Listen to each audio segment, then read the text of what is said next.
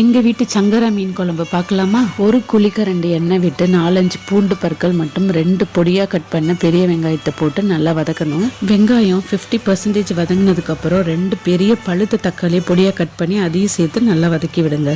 கொஞ்சம் கல்லுப்பு போட்டு தக்காளியை வதக்குனீங்கன்னா சீக்கிரம் வதங்கிடும். கூட கொஞ்சம் மஞ்சத்தூள், 2 ஸ்பூன் மிளகாய்த்தூள், 2 ஸ்பூன் வர மல்லித்தூள், கலருக்காக 2 ஸ்பூன் காஷ்மீரி மிளகாய்த்தூள் சேர்த்து இதையும் நல்லா வதக்கி விடுங்க. கால் மூடி கட் பண்ணின தேங்காய் துண்டுகளும் ஒரு கொத்து கருவேப்பிலையும் சேர்த்து இதை நல்லா ஒரு ஃபைன் பேஸ்ட்டாக அரைச்சி எடுத்துக்கலாம். இப்போ குழம்பு வைக்க ஸ்டார்ட் பண்ணிடலாம். ஒரு சட்டியில் கொஞ்சோண்டு எண்ணெய் விட்டு 1/4 ஸ்பூன் வெந்தயத்தை நல்லா பொரிய விடுங்க.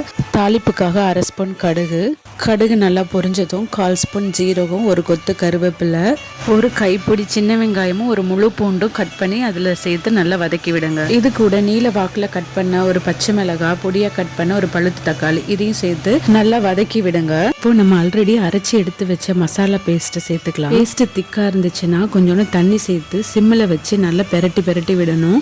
இப்படி பண்ணுறப்போ அதுலேருந்து எண்ணெய் கசிஞ்சு வரும். இப்போ ஒரு லெமன் சைஸ் அளவுள்ள புளி எடுத்து தண்ணியில் ஊற வச்சு நல்லா கரைச்சி வடிகட்டி இப்போ அந்த குழம்பு கலவையில் சேர்த்துக்கலாம். இப்போ இதை நல்லா 10 மினிட்ஸ் கொதிக்க வைக்கணும். ஸோ தண்ணி எவ்வளோ வேணுமோ அந்த அளவுக்கு சேர்த்து ஒரு குழம்பு கன்சிஸ்டன்சிக்கு இந்த கலவையை கொண்டு வந்துருங்க. இப்போ செக் பண்ணிட்டு தேவைன்னா இப்போ ஆட் பண்ணி 1 கிலோ எடையுள்ள சங்கரா மீனை நல்லா கிளீன் பண்ணி கட் பண்ணி எடுத்து வச்சிருக்கேன். இதை ஒன்னா கொதிச்சுக்கிட்டு இருக்கிற குழம்புல சேர்த்து விடுங்க. மீனை சேர்த்ததும் அடுப்பை சிம்முக்கு மாத்திடுங்க. கிளறி விடுறதோ கிண்டி விடுறதோ கொத்துறதோ கூடாது.